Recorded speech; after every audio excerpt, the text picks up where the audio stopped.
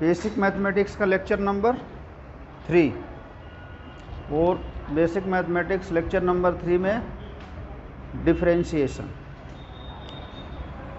तो डिफरेंशिएशन को समझने के लिए देखिए, डिफरेंशिएशन का उपयोग हर जगह फिजिक्स के अंदर होता है। अब फिजिक्स में उपयोग कहाँ करेंगे, कैसे करेंगे, उसके लिए हमको ये जानना ज़रूरी होता है कि डिफरेंशिएशन की मीनिंग क्या होती है। तो basic term, theorem of differentiation, formula for differentiation, maxima minima और इंट्रोडक्शन ऑफ इंटीग्रेशन, यहाँ तक आज कवर किया जाएगा।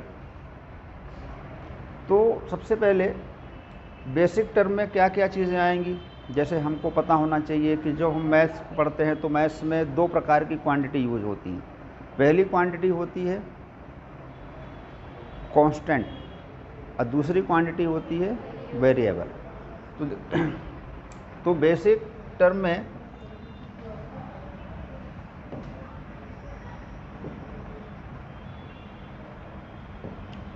देखिए, बेसिक टर्म में सबसे पहले किसको समझ लेते हैं, कांस्टेंट।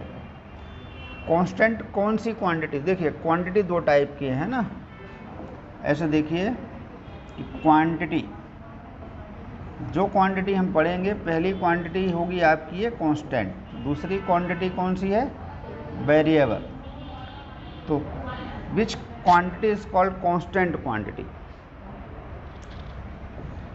इसको कहते हैं दैट क्वांटिटी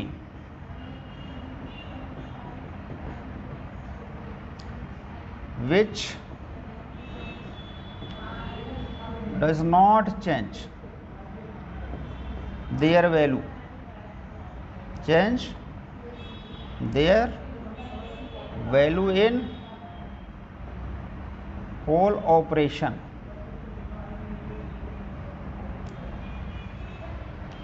ऐसी क्वांटिटी जो पूरे ऑपरेशन में क्या रहती है, अपनी वैल्यू को चेंज।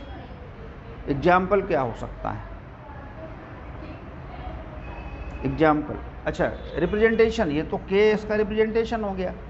कुछ ऐसी क्वांटिटी का नाम देखते हैं जो चेंज नहीं होती। जैसे आपको एक क्वांटिटी दिखा रहा हूँ, ये कौन सी क्वांटिटी है, जी लिखा है, जी, इसको बोलते हैं ग्रेविटेशनल कांस्टेंट। अच्छा, ग्रेविटेशनल कांस्टेंट कहीं पर भी आप यूज करोगे, इसकी वैल्यू हमेशा कितनी रहेगी,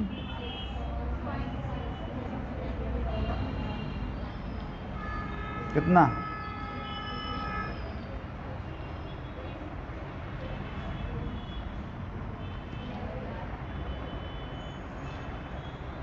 अब ये वैल्यू को आप देखिए, इस वैल्यू को आप जी की कहीं भी यूज करेंगे तो उसकी वैल्यू क्या हो गई, फिक्स हो गई। तो ऐसी क्वांटिटी, अब जैसे लिखा है देखिए 4, 10, किसी भी मैथमेटिकल ऑपरेशन में क्या इन वैल्यूज़ का यूज नहीं होता, होता है। तो जब इन वैल्यूज़ का यूज होता है तो जहाँ पर आपने क्या लिख दिया, 4 लिख दिया, तो 4 4 ही रहेगा। 4 5 हो सकता है क्या, 5 4 हो सकता है, नहीं हो सकता। तो ये भी कांस्टेंट है, ये भी कांस्टेंट है। अच्छा, इनको रिप्रेजेंट कैसे करते हैं हम, जैसे capital A, capital B, capital C, इन नंबर से हम क्या कर देते हैं, इसको रिप्रेजेंट कर देते हैं। तो ऐसी वैल्यूज़ जो पूरे ऑपरेशन में क्या रहती हैं, कांस्टेंट रहती हैं, उनको क्या बोलते हैं हम, कांस्टेंट क्वांटिटी। फिर दूसरी क्वांटिटी आती है, उसका नाम क्या है, वेरिएबल। अब देखो वेरिएबल क्या है, जो वेरी करे, जो ऑपरेशन के अंदर चेंज होती रहे। जैसे आप क्या बोलते हैं, आपने एक सपोज कर लिया, let a quantity is x. अब एक्स एक क्वांटिटी है, अब एक्स की कोई सी भी वैल्यू हो सकती है, 1 भी हो सकती है, एक्स की कौन सी क्वांटिटी हो सकती है, 2 भी हो सकती है, कुछ भी हो सकता है, 10 भी हो सकता है। ये एक ऐसी क्वांटिटी है जिसकी वैल्यू ऑपरेशन में क्या हो, चेंज हो जाती है। अगर चेंज हो गई तो क्या हो गया, वो वेरिएबल हो गया। जो क्वांटिटी वेरी करे उसको क्या बोलेंगे हम, इसको रिप्रेजेंट कैसे करते हैं, इसको रिप्रेजेंट करते हैं x, y, z, u, v, t, इन अल्फ़ाबेट से हम क्या करते हैं, इनको रिप्रेजेंट कर लेते हैं, है ना। जैसे हमने कहा x इक्वल टू 2 से x इक्वल टू 5 तक कोई चीज़ क्या हो रही है, वेरी कर रही है। तो 2 से लेकर 5 तक कोई भी वैल्यू वो एक्सेप्ट कर सकता है, तो x की वैल्यू चेंज हो जाएगी। तो ऐसी क्वांटिटी को क्या बोलते हैं, वेरिएबल। अब वेरिएबल में भी दो कैटेगरी, कितने टाइप का वेरिएबल होता है, दो टाइप का। अब देखो वेरिएबल भी दो टाइप का है, दो टाइप का वेरिएबल मतलब वेरी दोनों करेंगे, लेकिन कैसे वेरी करेंगे, तो देखो इसके अंदर जो वेरिएबल होता है इसकी हम दो कैटेगरी बना देते हैं। पहला वेरिएबल क्या बोलते हैं, एक को बोलते हैं इंडिपेंडेंट, नहीं आ रहा है तो इसको हटा दो, हटाते जाओ साफ होता जाएगा। अब देखो वेरिएबल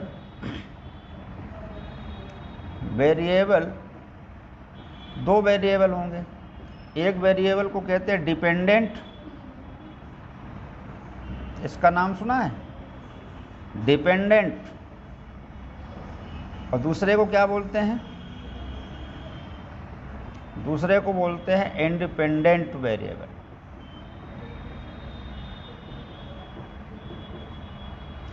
अब इनका नाम देखिए क्या है, एक डिपेंडेंट है, दूसरा इंडिपेंडेंट है।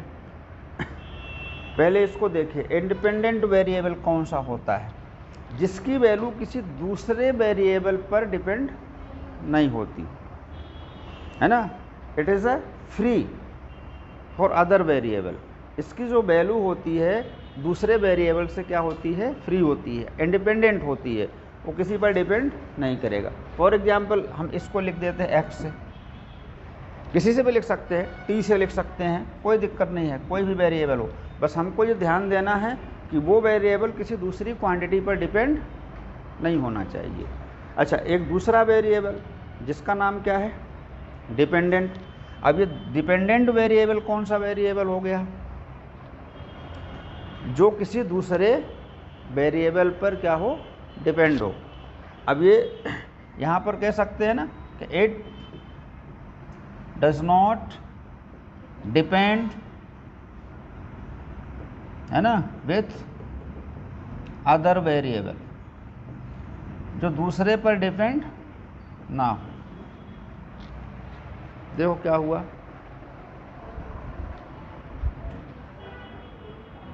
यहाँ तो चल रहा है, ठीक है, जो दूसरे वेरिएबल पर डिपेंड नहीं होता। और इसका नाम क्या है, इट इज डिपेंड अपॉन, ये दूसरों पर क्या होगा, अदर वेरिएबल, जो दूसरे वेरिएबल पर होगा, डिपेंड होगा, उसका नाम रख देते हैं डिपेंडेंट, और दूसरे का नाम रख देते हैं इंडिपेंडेंट। तो कितने टाइप के वेरिएबल हो गए। अभी मैं इसको समझाता हूँ कि कौन डिपेंड, कैसे डिपेंड होता है। देखिए ज़रा ध्यान से, अगर मैंने एक वैल्यू लिखा, चलिए एक हमने ये इक्वेशन लिखा है y equals to x square plus 1। अब यहाँ पर जो x है, x की वैल्यू हम कुछ भी रख सकते हैं। मान लीजिए x की वैल्यू आप पुट कर लीजिए 0, x की वैल्यू क्या पुट कर लिया अपन ने, 0 पुट कर लिया। जब x की वैल्यू 0 पुट करेंगे तो y की वैल्यू क्या आएगी, देखो y की वैल्यू क्या आएगी, 0 स्क्वायर 0 प्लस 1 कितना आएगा, x की वैल्यू क्या पुट किया, y कितना आई। क्या x की वैल्यू 0 होने पर y की वैल्यू 1 के अलावा कुछ और भी आ सकता है क्या, इस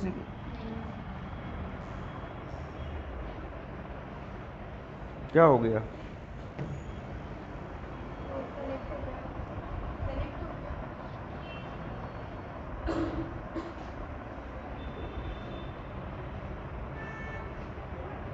ये कर क्या रहा है आज,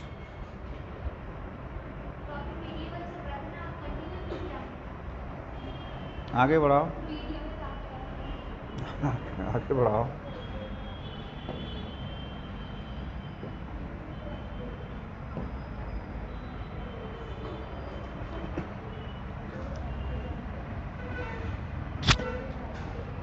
क्या लिखा था हमने, y equal to x square plus 1।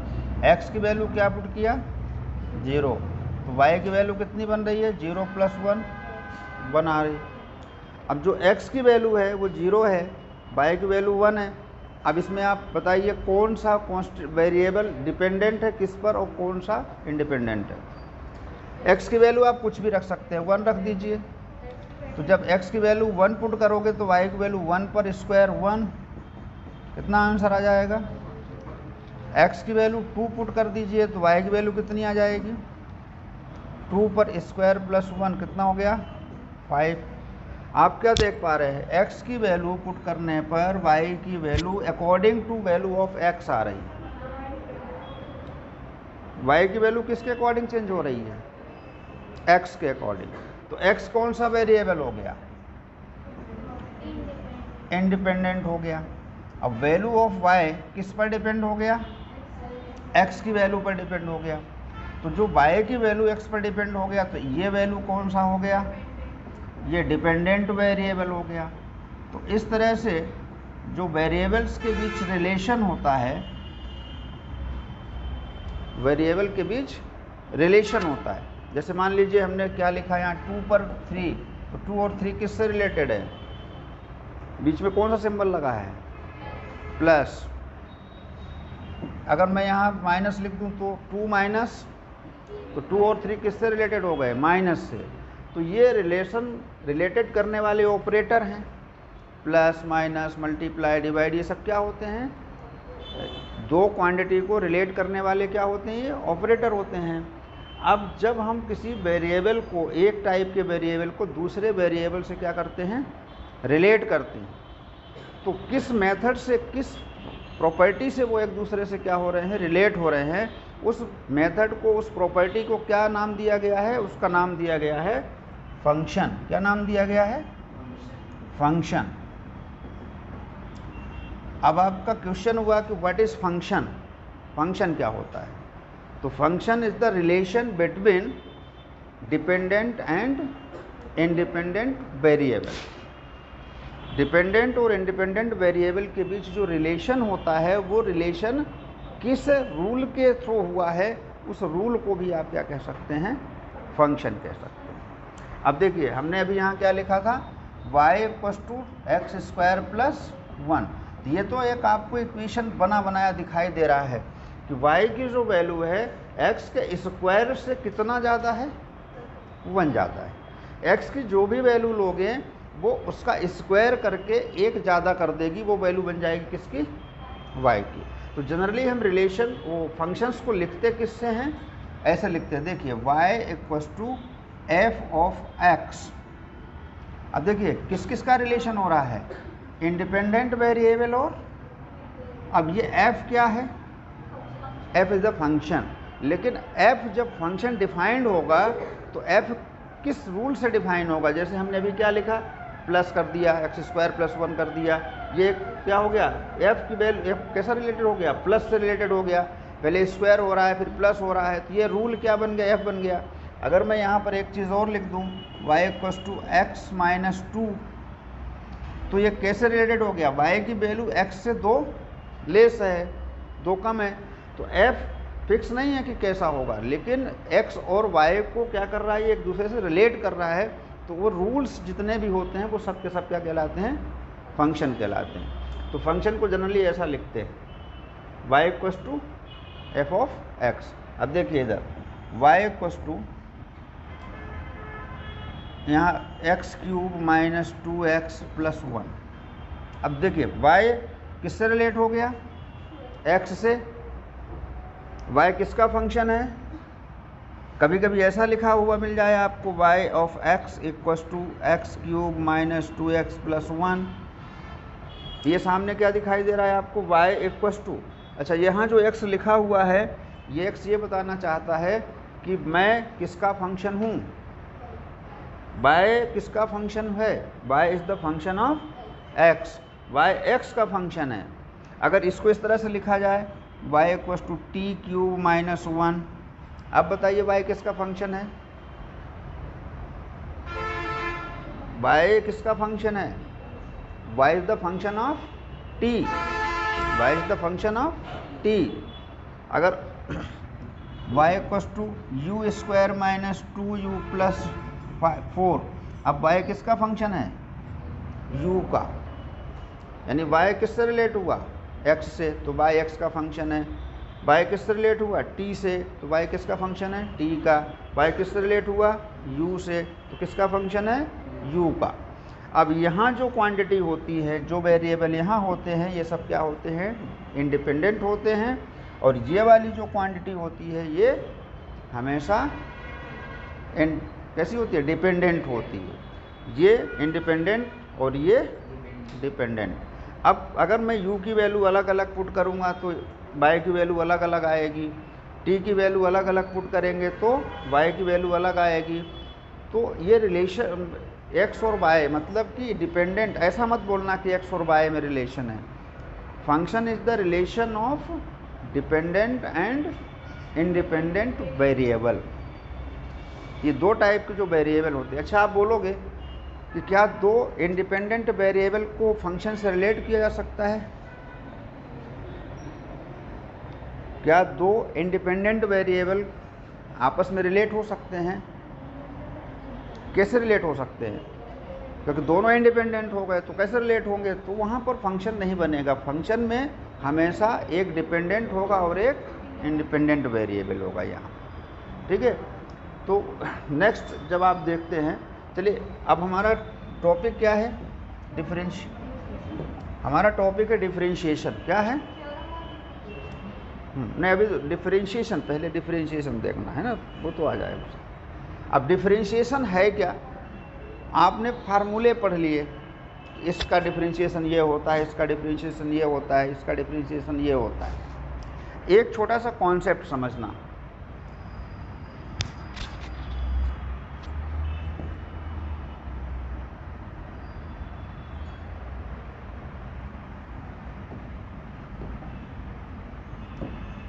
चलो एक छोटा सा कॉन्सेप्ट को समझो।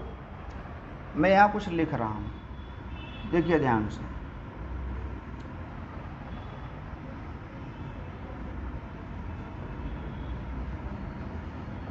ये कुछ लिख दिया हमने। क्या लिख दिया?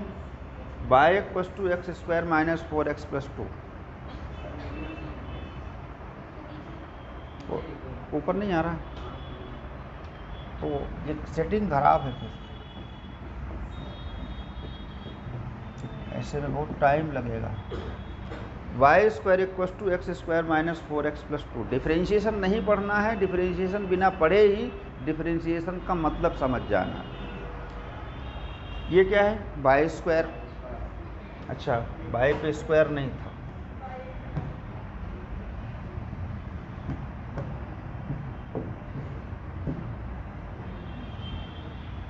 y equals to x square minus 4x plus 2।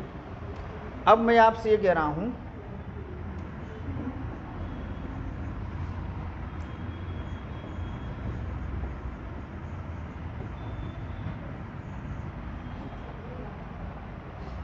Find change in with respect to change in x if x change from x equals to 1 to x equals to 2, 3, 4 कुछ भी ले लो। अब इसको समझते हैं। ये एक आपके सामने फंक्शन लिखा हुआ है। हम आपसे पूछ रहे हैं फाइंड चेंज इन बाय। किस में चेंज बताना है? किसके रिस्पेक्ट में? Change in x। इफ अभी मैंने एक लिखा है, x चेंज फ्रॉम 1 to 3। कह रहा है x जब 1 से 3 तक क्या हो? चेंज हो, उसके साथ में y की वैल्यू किस तरह से चेंज होगी, उस चेंज को बताना है। इसका मतलब ये हुआ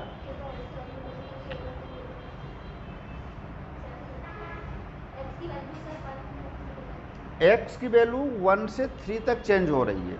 ये लिखा है x की वैल्यू 1 से 3 तक चेंज हो रही है। चेंज किस में बताया गया है आपको? x में। x चेंज हो रहा है कहाँ से कहाँ तक?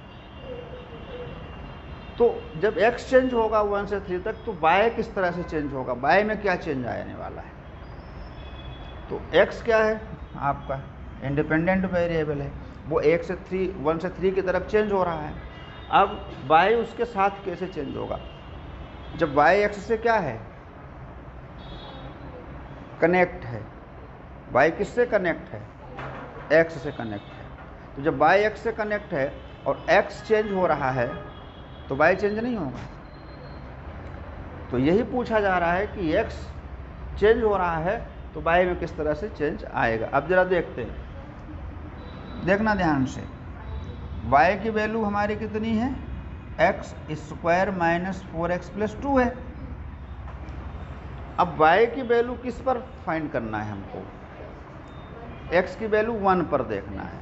तो ध्यान से देखो, at x equals to 1, x की वैल्यू 1 होने पर y कितना होगा, y इक्वस टू, अब ऐसे बता सकते हो, ध्यान से देखो, y इक्वस टू 1, x की वैल्यू 1 का square minus 4 into 1 plus 2, solve करो जरा कितना आएगा इस पर, 1 का स्क्वायर 1 माइनस 4 प्लस 2, कितना बच रहा है 2 प्लस 1 3 माइनस 4 माइनस 1। ये किस वैल्यू पर y की वैल्यू है, x की 1 पर y की वैल्यू कितनी है। अब इसको ऐसा भी लिख सकते हो, देखो by at x equals to 1। अच्छा, इसको रिप्रेजेंट करने के अलग अलग तरीके हैं, है ना, बाय 1 कह सकते हो, बाय इनिशियल कह सकते हो। अब दूसरी वैल्यू क्या है x की, वेल x इक्वस टू 3। अब 3 होने पर y की वैल्यू कितनी आने वाली है, देखो ध्यान से, x की वैल्यू कितनी 3 पर स्क्वायर 4 इंटू 3 प्लस कितना 2, 9 माइनस 12 प्लस 2 कितना आया,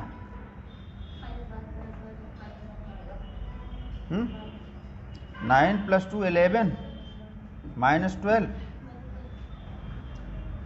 इक्वस टू ये कितना आया, ये भी -1 आया, कितना आया, x की वैल्यू 3 पुट करके देखो, 3 3 जा 9, 4 3 जा 12, 2, 3 3 जा 9, 4 3 जा 12, ठीक है, कितना आ गया। तो y x इक्वस टू 3 पर, दोनों पर वैल्यू सेम क्यों आ रही है, देखो जरा ध्यान, 1 पर भी वैल्यू कितनी आ रही है -1, 3 पर वैल्यू कितनी आ रही है। अब हम चेंज करके देखते हैं, क्या देखते हैं, किसकी वैल्यू में चेंज देखना है आपको, y की वैल्यू में, किसके साथ, change in y with respect to change in x। तो क्या कह रहा है, y की कौन सी वैल्यू, बाद वाली फाइनल वाली वैल्यू माइनस बाय फाइनल वाली वैल्यू माइनस इनिशियल वाली वैल्यू। अब देखो नीचे किसके रिस्पेक्ट में, देखो अकेले y में चेंज नहीं कह रहा है, y में चेंज बताओ x के साथ में। तो जब y की फाइनल वैल्यू लिखोगे और y की इनिशियल वैल्यू लिखोगे तो यहाँ नीचे क्या लिखना पड़ेगा, x की फाइनल वैल्यू माइनस x की इनिशियल वैल्यू। अब y की फाइनल वैल्यू कितनी निकली आपकी -1, फिर ये बीच में क्या है माइनस, फिर इसकी वैल्यू माइनस नहीं दिख रहा उधर,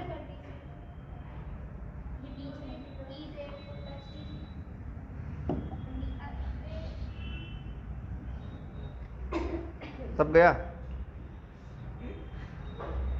वापस नहीं आएगा, कोई बात नहीं है, चलो उसको देख लो, हमारा कितना आया था, इसको सब सेट करना पड़ेगा, सब गड़बड़ है।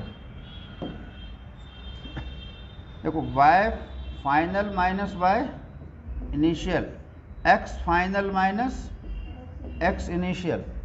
अब y फाइनल, फिर ये माइनस, फिर यहाँ भी कितना था x फाइनल 3x। अब देखो यहाँ तो ऊपर ऊपर क्या आ गया, नीचे क्या आ गया, सब कुछ क्या हो गया, क्या निकल कर आया ये देखो 0 आया, इसका मतलब ये नहीं कि हमेशा 0 आता है। आपको क्या देखना था कि y में चेंज x के रिस्पेक्ट में कितना हो रहा था। तो ये इन्फॉर्मेशन क्या मिलने लगी कि x में चेंज के साथ y में कोई चेंज,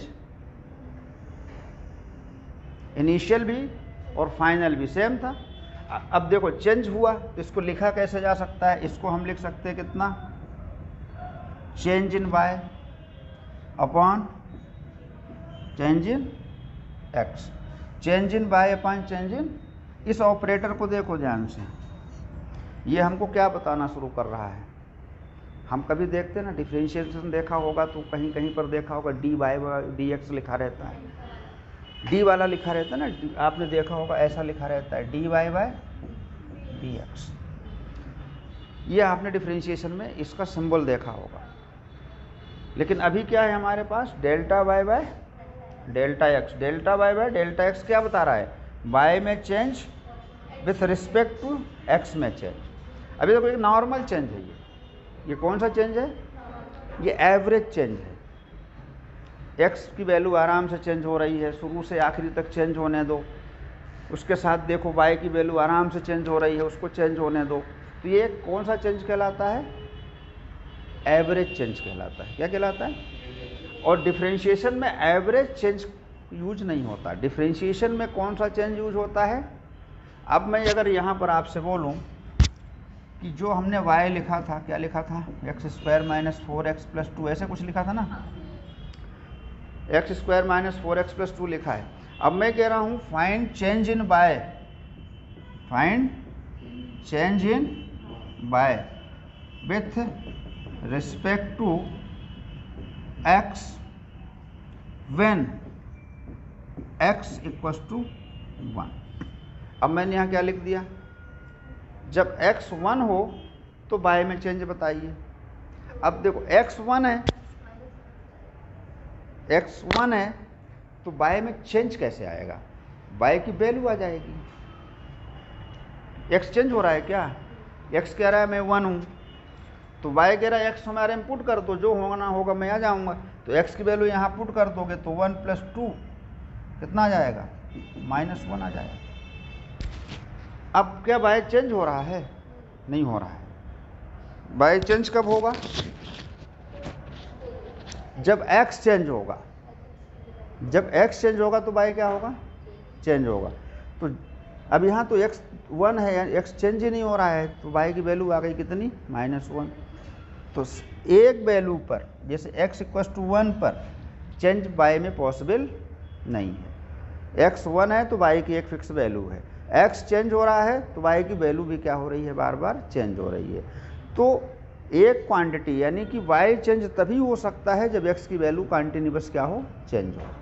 अब अगर किसी भी क्वांटिटी में इंस्टेंटेनियस चेंज बनाना चाहते हो, देखो चेंज दो टाइप का हो गया, एक एवरेज चेंज हो गया और एक इंस्टेंटेनियस चेंज हो गया। इंस्टेंटेनियस चेंज किस लिए होता है, एक बहुत छोटे, जैसे मान के चलो x की वैल्यू, अब मैं अगर इसी चीज़ को ऐसा बोल दूँ कि x की वैल्यू 2 है, कितनी है, x की वैल्यू 2.00001। अब जरा देखो x की वैल्यू कितनी है, कहाँ से चेंज हो रही, 2 से। ये वैल्यू कितनी, इस दोनों में डिफरेंस कितना है, जरा देखो। अगर मैं आपसे बोलूं कि x में चेंज कितना है तो आप बताएंगे वेरी स्मॉल चेंज है x में। देखो ध्यान से, अगर मैं इसमें इसको माइनस कर दूं तो कितना बचेगा, 0.0001, यही बचेगा ना। और x का कितना चेंज आ रहा है इसमें, वेरी स्मॉल चेंज। अगर x की वैल्यू क्या हो, बहुत छोटा चेंज हो, यह कह रहा है, अगर इसी में देखो, अगर ये कह दे कि x की value delta x is very small, अगर डेल्टा x क्या हो जाए, वेरी स्मॉल हो जाए, वेरी स्मॉल का मतलब इतना छोटा हो जाए, तो ये जो ऑपरेटर है डेल्टा किस में कन्वर्ट हो जाएगा, डेल्टा किस में कन्वर्ट हो जाएगा, डी में कन्वर्ट हो जाएगा।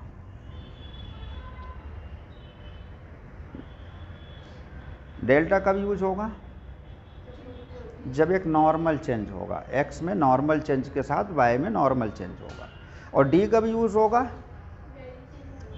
जब x में वेरी स्मॉल चेंज हो तो उसके साथ जो चेंज दिखाई देगा वो डेल्टा नहीं, वो क्या होगा? डेल होगा।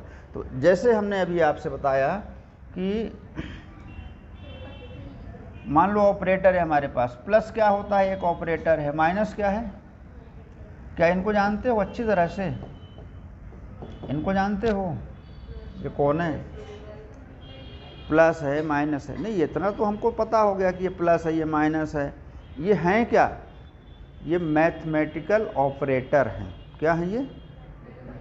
जिस तरह से दो क्वांटिटीज़ को प्लस करना हो, तो मान लो पहले अगर ये ऑपरेटर नहीं थे तो हम कैसे प्लस करते थे? ये ऐसे एक पेन है, अब मान लो दो पेन हैं तो गिन लेंगे 1 2। मान लो दो पेन और आ गए तो कैसे गिनेंगे? 1 2 3 4। 6 पेन और ऐड हो गए, फिर कैसे गिनेंगे? 1 2 3 4 5 6 7। ये कब की बात है? जब ये ऑपरेटर नहीं थे। अब जब ये ऑपरेटर आ गए तो हमारे पास 6 पेन थे, 4 पेन और आ गए, तो हम फिर कैसे लिखेंगे? हम फिर लिखेंगे टोटल पेन कितने हो गए? 10। अगर ये ऑपरेटर हमारे पास नहीं होता तो हम ऐसे गिनते ना, जितने बार पेन ऐड हो जाते शुरू से गिनते 1 2 3 4 5 6। अब ऑपरेटर आ गया, तो जब ये ऑपरेटर आ गया तो हम 6 + 4 लिख दिए, कितना हो गया? 10 हो गया। इसी तरह से वेरिएबल क्वांटिटीज़ में एक क्वांटिटी का दूसरे क्वांटिटी के रिस्पेक्ट में जो चेंज होता है और इंस्टेंटेनियस चेंज जो होता है, वेरी स्मॉल चेंज जो होता है, उसको रिप्रेजेंट करने के लिए एक ऑपरेटर आ गया। क्या आ गया? उस ऑपरेटर को किस तरह से रिप्रेजेंट करते हैं? इसको आगे बढ़ाओ।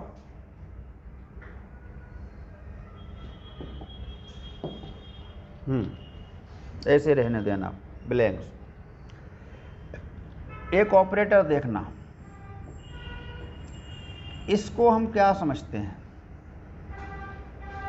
ये जो सिंबल हमने बना दिया है, ये like plus minus multiplication division, ये जो हमारे पास सिंबल हैं, ये भी एक सिंबल है, एक ऑपरेटर है। जहाँ ये लग जाएगा वहाँ हम क्या समझेंगे?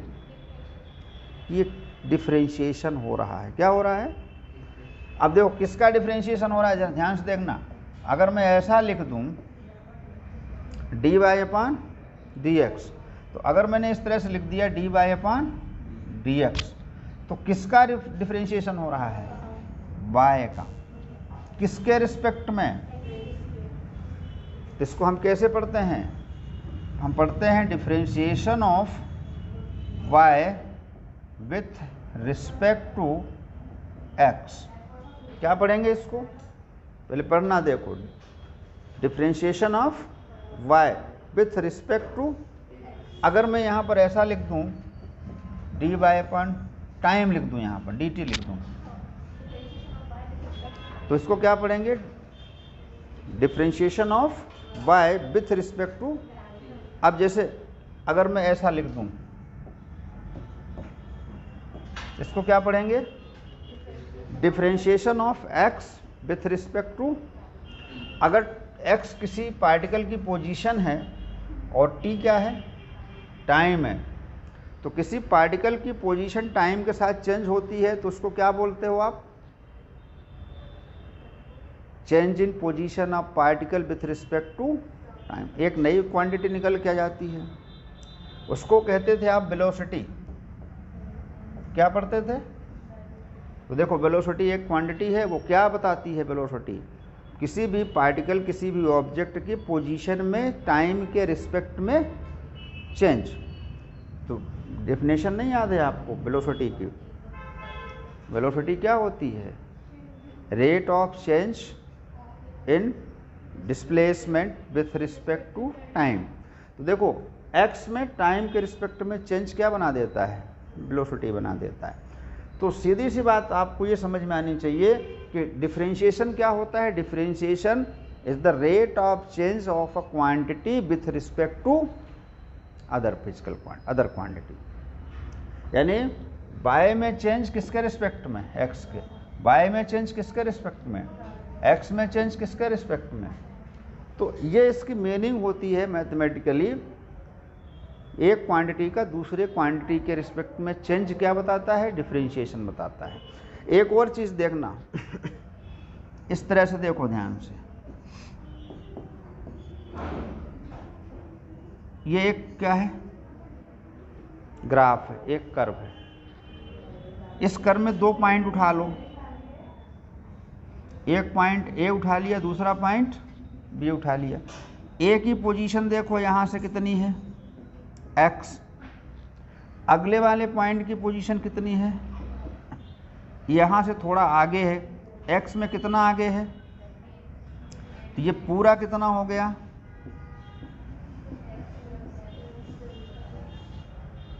हो गया कि नहीं हो गया। अब मैं आपसे पूछूं कि यहाँ से एक टेंजेंट ड्रॉ करो, क्या ड्रॉ करो, तो टेंजेंट तो जाए बनेगा ही नहीं, ये इसको काटते हुए चला गया, तो ये क्या बन गई, सीकेंड बन गई, क्या बन गई। अब ये टेंजेंट कब बनेगी, अब एक चीज़ ऐसा सोचो कि अगर इस पॉइंट को, ध्यान से देखो, इस पॉइंट को, इसको मान लो आप, और इसको क्या मान लो, y प्लस डेल्टा y। अब ध्यान से देखो, अगर ये a और b को हम बहुत क्लोज करते जाएं, क्या करते चले जाएं, सपोज करो b खिसक कर कहाँ आ गया, अच्छा यहाँ पर a को b के इतना क्लोज करो जितना आप कर सकते हो, a और b के बीच की डिस्टेंस मिनिमम से मिनिमम करने की कोशिश करो।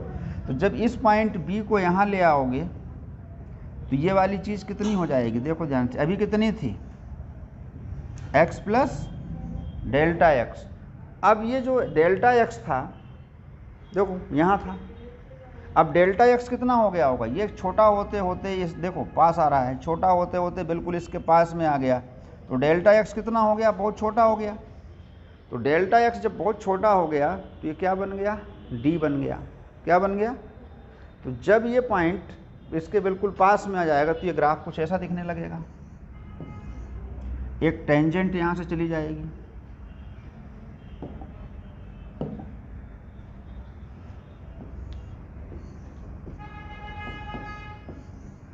देखो ये पॉइंट यहाँ, ये पॉइंट यहाँ था, अब ये पॉइंट दोनों पास में आ गए तो यहाँ से एक टेंजेंट ड्रॉ हो जाएगा, नहीं हो जाएगा।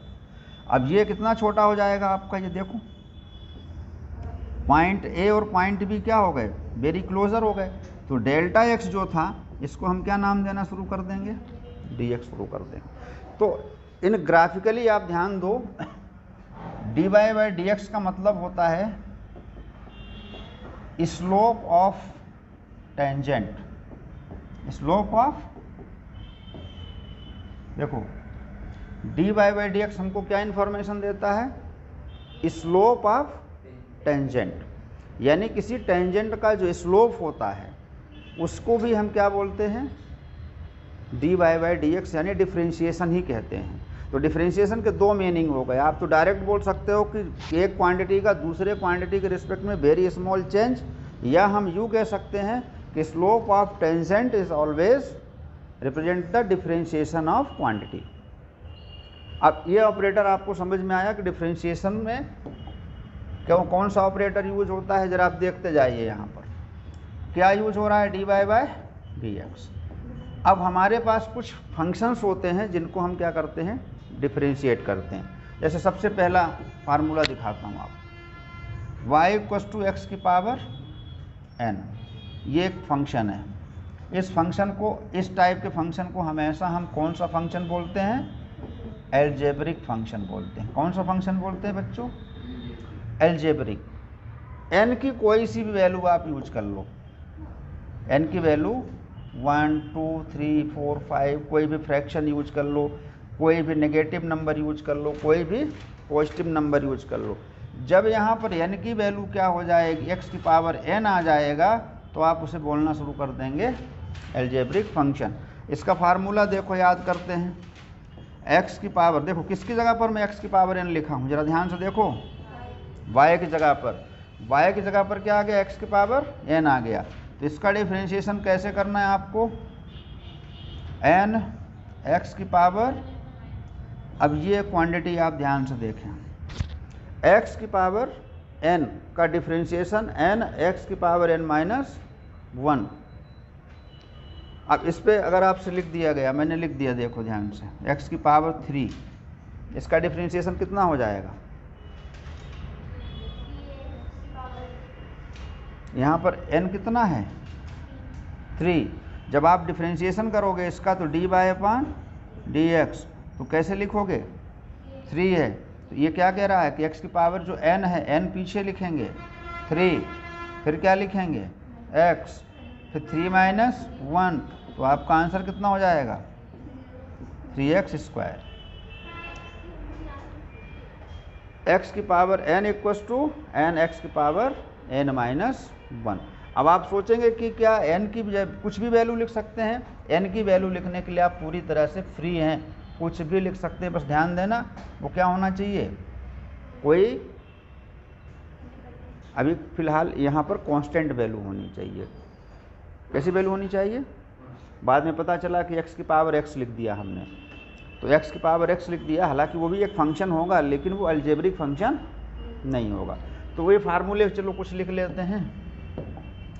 कितने फार्मूले लिख सकते हैं अपन? d/x की पावर n कितना हो गया? n x की पावर n माइनस 1, ये एक फार्मूला हो गया। दूसरा फार्मूला देखिए, अगर हमारे पास कोई कांस्टेंट वैल्यू है, कौन सी वैल्यू है? Constant value. कांस्टेंट वैल्यू का मतलब कोई नंबर, तो इसका डिफरेंशिएशन हमेशा कितना लिखा करना। चलिए इसका एग्जाम्पल देख लो। मान लो आपसे 5 लिख दिया यहाँ पर, किसी ने पूछा 5 का डिफरेंशिएशन कितना होगा, तो क्या 5 चेंज हो सकता है x के साथ में? x की वैल्यू आप चेंज करोगे, 5 तो चेंज नहीं होगा ना। तो इसका क्या हो जाएगा, अगर आपसे ऐसा लिख दिया गया, ये ग्रेविटेशनल कांस्टेंट, अगर इसको डिफरेंशिएट करने को बोला तो क्या आएगा? कोई भी कांस्टेंट वैल्यू होगी उसको डिफरेंशिएट करोगे तो उसकी वैल्यू हमेशा क्या आएगी? 0 आएगी। अब अगर कुछ इस टाइप की वैल्यू है, मान लो 1/x है। एक और चीज़ इसमें, यहाँ देखो d/dx, मान लो यहाँ पर क्या लिखा हुआ है? x, इसका डिफरेंशिएशन कितना होगा?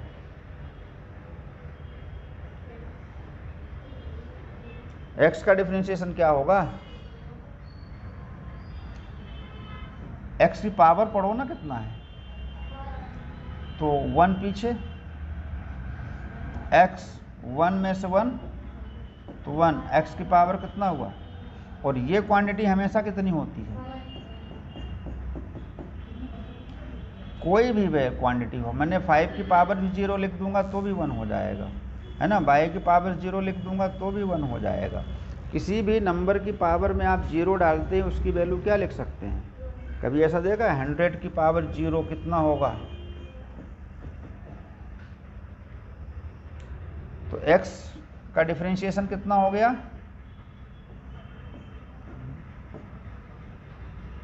अब यहाँ देखो 1/x, इसका डिफरेंशिएशन कैसे करोगे? तो इस टाइप की क्वांटिटी को डिफरेंशिएट करने के लिए इस फार्मूले को ध्यान दो, d/dx। अभी यहाँ क्या लिखा हुआ है हमारे पास? अगर ये ऐसा कुछ लिखा हुआ है तो क्या आप इसको डिफरेंशिएट कर दोगे ऐसे ही? नहीं करोगे। पहले आपको क्या करना पड़ेगा? इस x को ऊपर रखना पड़ेगा, तो ऊपर जाएगा तो क्या हो जाएगा? अब आप इस वाले में कौन सा फार्मूला अप्लाई कर सकते हो? n x की पावर n माइनस 1। अब यहाँ पर n की वैल्यू कैसी हो गई है? नेगेटिव। तो इसको कैसे सॉल्व करना है? ये वाली क्वांटिटी क्या होगी? पीछे आ जाएगी। जो भी यहाँ लिखा होगा उसमें से एक। अब अगर आप इसको पॉजिटिव लिखना चाहते हैं तो ये वाली क्वांटिटी को उठा करके फिर से कहाँ पहुँचा दीजिए, तो यहाँ जो पावर है उसके सिंबल क्या हो जाएंगे? चेंज हो जाएंगे। तो कितना आ जाएगा? ध्यान से देखो, -n/x की पावर n प्लस, इसको वैसे इसी रूल से आप कर सकते हैं, तो इसका आंसर कितना आएगा?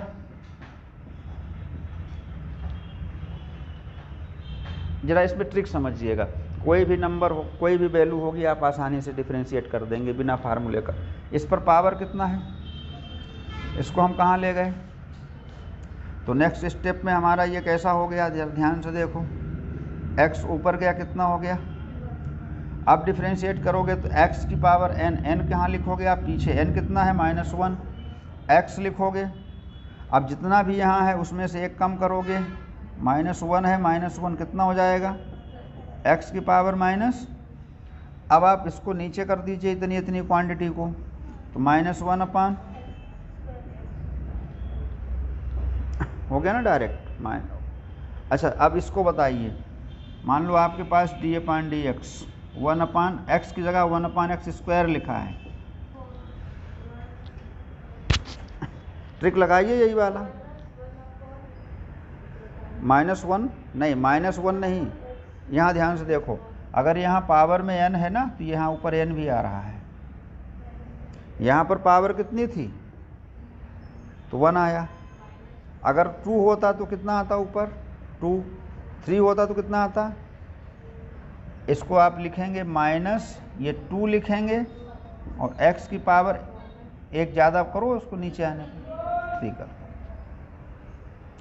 अब किसी भी नंबर को इस तरह से आप क्या करते चले जाएंगे, डिफरेंशिएट करते चले जाएंगे ना। और आगे देखो अभी, चलिए अब इसको बताइए, अगर आपके पास 1/x³ लिखा है तो कितना होगा, डायरेक्ट बताइए आंसर, -3/x⁴ आंसर राइट।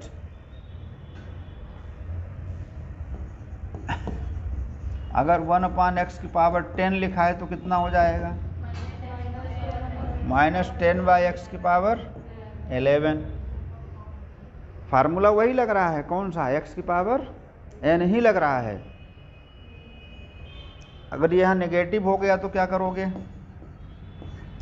मान लो x की पावर यहाँ -2 हो गया, ये तो वही वाला है, ये ऊपर गया तो कितना बन गया,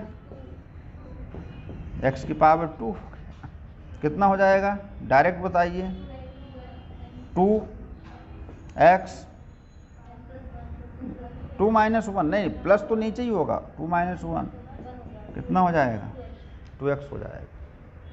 डायरेक्ट याद हो रहा है ना, इसके जितने फार्मूले आप डायरेक्ट याद कर लो, इनडायरेक्ट याद कर लो, तो ये क्या हो गया आपका, सारे के सारे किससे रिलेटेड हैं। अच्छा एक और चीज़ समझिएगा, अगर मान लो आपके पास एक कांस्टेंट वैल्यू के साथ में x⁻n आता है तो उसको कैसे लिखोगे आप, एक कांस्टेंट वैल्यू है और उसके साथ x⁻n है, तो कांस्टेंट वैल्यू को आप छोड़ दो, अब डिफरेंशिएट सिर्फ किसको करना है आपको, तो k x⁻n कितना हो जाएगा, n x⁻n-, ठीक है। इसका एक एग्जाम्पल देख लो, 5x⁻³ लिख दिया, अब डिफरेंशिएट कर दो, 5 कांस्टेंट, डिफरेंशिएट सिर्फ किसको करना है आपको, x⁻³ को, यस, तो 5 -3 कहाँ जाएगा, x⁻³ तो इसको इनटू कर सकते हैं, नंबर है -15 -4, हो गया ना आंसर। तो अब आपको ये x⁻n का कोई प्रॉब्लम तो नहीं है, देखो याद रखना है, साथ में याद, जितना याद रखोगे उतना काम का है, जितना आप लिख कर रख लोगे वो बेकार हो जाएगा सब। अब कुछ और फार्मूले देखो, ये सब फार्मूले नोट कर लेना है, इसको तो मैं बार बार लिखूंगा, कब तक लिखूंगा, एक, चलिए दूसरा लिखता हूँ, d/dx, यहाँ पर देखिए इसको कितना लिखते हैं अपन, log x जहाँ भी होगा उसकी वैल्यू 1/x, एक और लिखता हूँ, इसका कुछ भी नहीं होगा डिफरेंशिएशन, यही का ही रह जाएगा, e⁻x है तो उसका डिफरेंशिएशन, चलिए साथ में याद करिए जरा, कितने याद कर पाते हैं, x⁻n log x 1/x, e⁻x D upon d x. एक और देखिए ए की पावर, तो क्या होगा ये यही होगा, लेकिन इसके साथ में ये भी आएगा, ए की पावर एक्स log ए। फिर याद कर लीजिए। अच्छा, कांस्टेंट का याद हो गया, कांस्टेंट याद हुआ। यहाँ कोई भी कांस्टेंट होगा उसका क्या होगा, 0 होगा, है ना। अभी हमने क्या लिख दिया था, डायरेक्ट 1 अपान एक्स की पावर n है तो आंसर लिखेंगे माइनस एक्स की पावर n प्लस, ये बता रहे थे ना आप ट्रिक। फिर अच्छा, ट्रिग्नोमेट्रिक फंक्शन कितने होते हैं, 6। ये क्या है आपका, इसको क्या लिखेंगे, कोस एक्स माइनस में टेन एक्स, ये क्या है, sec square x, d upon d x, ये cot x, d upon d x, cot के बाद सेक, इसको याद रखेंगे सेक एक्स इंटू, और एक और कोसेक एक्स।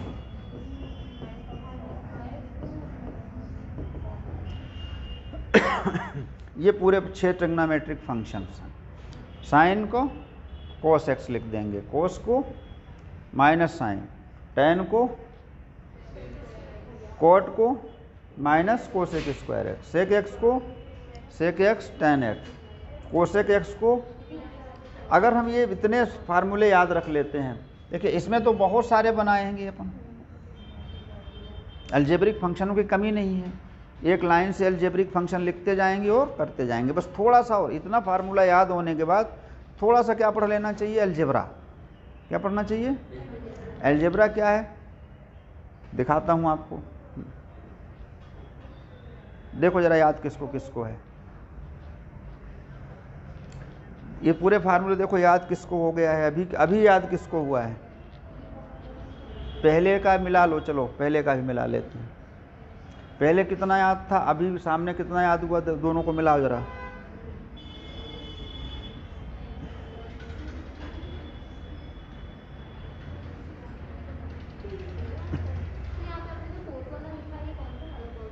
कौन सा, ये ए तुम्हारा, ये नीचे कांस्टेंट है, पावर में क्या हो गया, एक्सपोनेंशियल ई की पावर एक्स। हमारे पास 5 टाइप के फंक्शन होते हैं। देखो पहला होता है अलजेब्रिक, कौन सा फंक्शन, शॉर्ट में बता देता हूँ, ये फंक्शन याद रख लो आप। पहला फंक्शन अलजेब्रिक, दूसरा ट्राइग्नोमेट्रिक, याद हो जाए, फिर देखो ये सबके नाम याद रखो, ट्राइग्नोमेट्रिक फंक्शन। तीसरा एक्सपोनेंशियल फंक्शन। चौथा लॉग वाला फंक्शन, लॉगरिथमिक, है ना। और पांचवा इनवर्स फंक्शन, वो हम उसकी बात अभी आपके सामने नहीं कर रहे हैं, किसकी। अच्छा, अलजेब्रिक में कौन से आते हैं, जितने भी फंक्शन एक्स की पावर एन के टाइप में होंगे सबके सब क्या हो जाएंगे। ट्रिग्नोमेट्रिक में अभी आपने कितने लिखे थे, 6, साइन एक्स कोस एक्स, ये सारे पूरे 6। एक्सपोनेंशियल में देखो ध्यान से, ई की पावर एक्स, ई की पावर, इधर ये क्या है, इसमें log x हो जाएगा। देखिए log में यहाँ पर e लिखा हुआ है, एक log और होता है। अगर कुछ मेंशन नहीं है, देखो ध्यान से, अगर सिर्फ log x लिखा है, कुछ मेंशन नहीं है, तो आप इसी को समझेंगे। और ये क्या है, इनवर्स। तो इनवर्स में ट्रिग्नोमेट्री जो होते हैं 6 इनवर्स होते हैं, उनको ऐसे लिखते हैं, साइन इनवर्स पढ़ते हैं इसको ऐसे। तो 6 पूरे लगा दीजिए, 6 में इनवर्स हो जाएगा। तो अलजेब्रिक जितने फंक्शन होंगे सब x की पावर n होंगे। अब जैसे मान लो हमने लिखा अलजेब्रिक लिख रहा हूँ, जरा ध्यान से देखना, 2 की पावर x, कौन सा वाला फंक्शन है ये, पहचानिए इन 5 में से। अलजेब्रिक है कि नहीं है? पहले हाँ या ना में जवाब दो। अलजेब्रिक है कि नहीं है? बिल्कुल नहीं है। क्यों नहीं है? क्योंकि बेस देखो ना आप, बेस कैसा हो गया? कांस्टेंट हो गया। अलजेब्रिक में बेस क्या होना चाहिए? वेरिएबल होना चाहिए। और एक्सपोनेंट यानी पावर जो होना चाहिए वो कैसा होना चाहिए? कांस्टेंट होना चाहिए। तो ये पहचान है इसकी। एक्स की पावर कुछ भी लिखो आप, लिखते रहो। तो ये कितने फंक्शन हो गए? चलिए अलजेब्रा समझ लो इसका फटाफट।